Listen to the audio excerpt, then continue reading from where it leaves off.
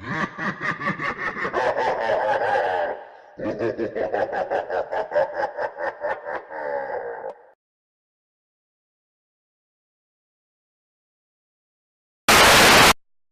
trip was all on schedule, and everything had gone just according to plan. Ben, Peter, Isaac, Cameron, and Paul all sat on the control deck of the ship, looking over the controls to check that it was all normal.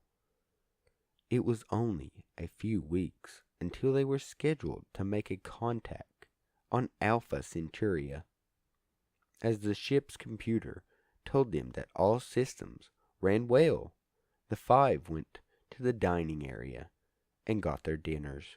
About midway through, a low buzz could be heard in the back of the ship, the kind that usually meant power failure to one of the many components, a simple fix in the day and age.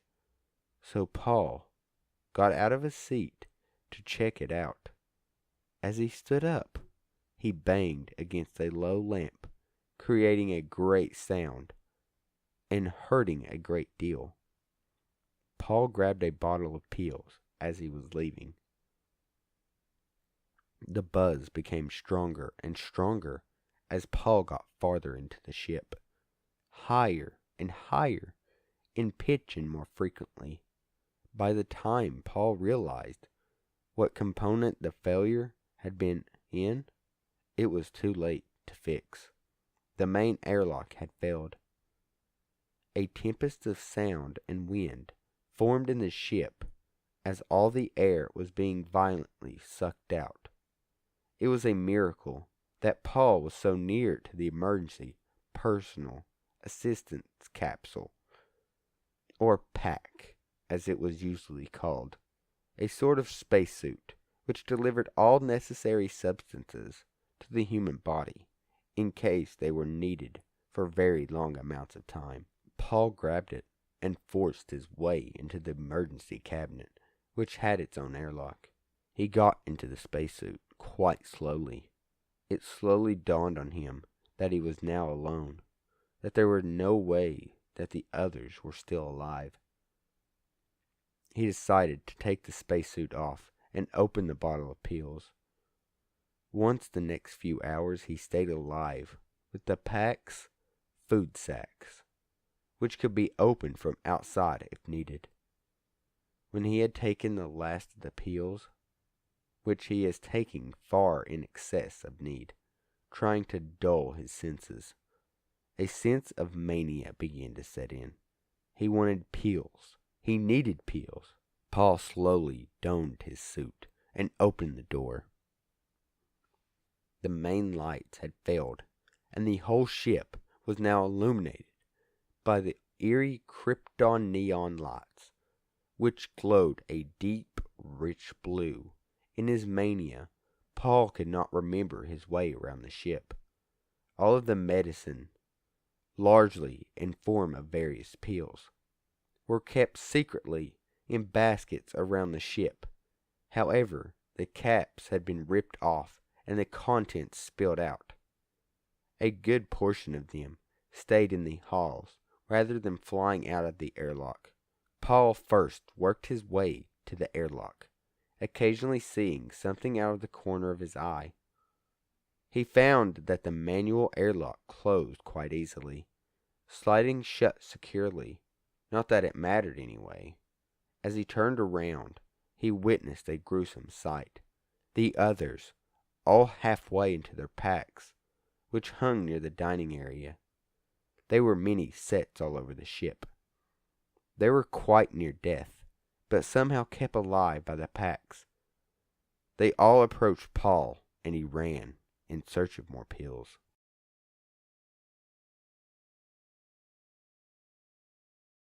I had recently spawned in a new world in the single-player Minecraft. Everything was normal at first, as I began chopping down trees and crafting a workbench. I noticed something move amongst the dense fog. I have a very slow computer, so I have to play with the tiny render distance. I thought it was a cow, so I pursued it, hoping to grab some hide for armor. It wasn't a cow, though. Looking back at me was another character with the default skin, but his eyes were empty. I saw no name pop up, and I double-checked to make sure I wasn't in multiplayer mode. He didn't stay long. He looked at me quickly, ran into the fog. I pursued out of curiosity, but he was gone. I continued on with the game, not sure what to think. As I expanded to world, I saw things that seemed out of place for a random map generator to make. 2x2 tunnels in the rocks, small perfect pyramids made of sand in the ocean, and groves of trees with all their leaves cut off.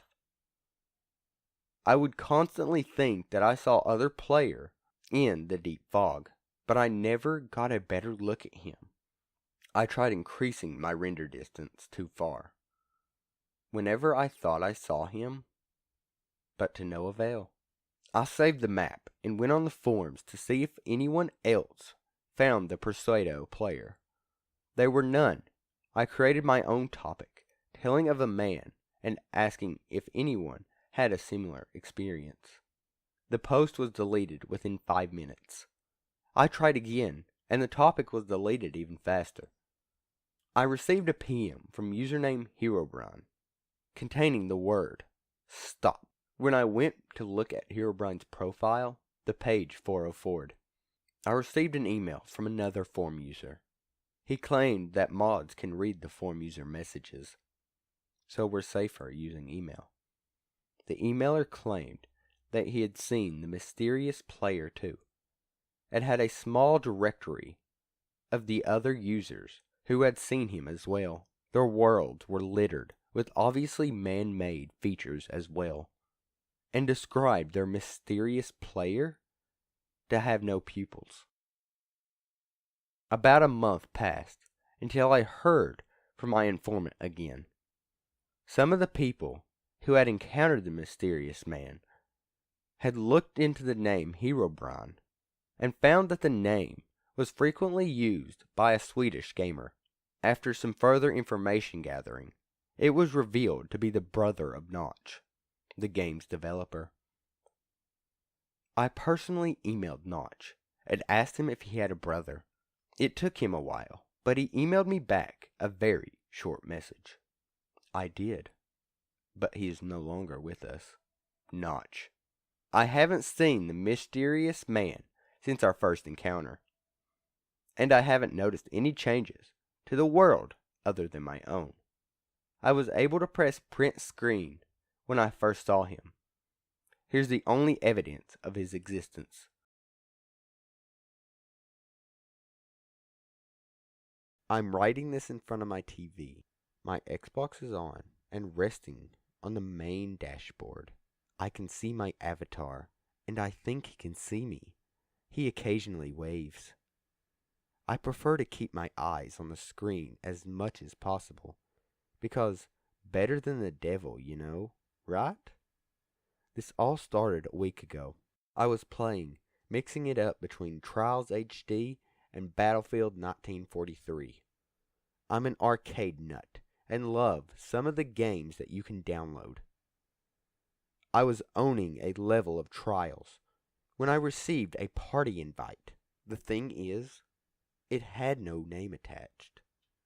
It was just an empty field, followed by, has invited you to an Xbox Live party. Flummoxed. I accepted and entered the party. When I checked the menus, I was the only one in there. Somewhat strange, but not impossible. The person could have left before I entered. Just as I was readying to leave, someone else joined the party. Just as I was readying to leave, someone else joined the party. Namely, it was me. Silicon Lemoning has joined the party. This made me smile, as you do sometimes see rather weird glitches online. I checked the menus and saw my name twice in the party. One was playing Trials, and the other was editing the avatar. "Hello?" I said, not really expecting an answer. "Hello?" echoed back to me a couple of seconds later in my voice. I relaxed. Sound delay and party glitches were rare, but they did happen. Getting freaked out over a glitch, I said, half annoyed that I had allowed it to unsettle me. My words returned to me, but this time, the tone of the words had become a little mocking. This made me stop short for a second. I shook my head and reasoned. I must have misheard. "Why don't you come and say that to my face?" A current private joke me and my friends were sharing at the time. Maybe I might just do that. My blood turned to ice. This was my voice, but I didn't say those words. The other me left the party immediately after that. I sat for a moment, confused and shaking as the adrenaline pumped. I checked the list of interactive profiles, but that revealed nothing. I eventually decided that was enough Xbox for the night and turned it off. The incident played on my mind for the entire next day, and that evening I was back on the Xbox again. I spent a couple of minutes looking around the menus for anything else scary, but everything was decidedly normal. Half an hour into some intense explosion, man, I received a voice message. I was getting bored of the game, so I dropped out of the dashboard and opened the message. It was heavy breathing for a few seconds, followed by my voice saying, "Can you say distraction?" Once again confused, I stared at my screen. In the background, I could see my avatar dancing away, but there was nothing to attribute the message to. A momentary, illogical fear made me spin around and inspect the room, making sure there was nothing there. It was when I turned back that I nearly screamed. My avatar had forced his way forwards over the menus, and his head now filled the entire screen. He stared at me silently, his hands planted against the screen from the opposite side. He pointed at me, then drew a finger across his throat. I started to smell burnt plastic. A trickle of smoke escaped the console and then crashed it. The last thing I saw was the colors invert on the Xbox, and the face of the threatening avatar turned electric pink and green. The image disappeared, followed by a standard no signal message. My Xbox was wrecked. When I tried to switch it back on, I got the dreaded red ring of death. The ominous name of the defect wasn't lost on me. I waited a month before I eventually set off my Xbox for repairs. I had bought it brand new, and it was well within warranty, so I got it replaced for free. It sat in my hallway for a fortnight before I had the guts to switch it back on. I finally rigged it up, and now I'm staring at the dashboard. Everything was fairly normal until I logged in my profile and saw literally dozens of voice messages, all of them in my voice screaming, "Where are you?" and "We're not done yet." The final message was dated about 20 minutes ago. All it said was, "I'm done waiting. I'm coming to get you." The avatar on the screen had stepped forward and started to rub his hands together. Then he started to wave. It took me a couple of seconds to realize he was waving at someone behind me.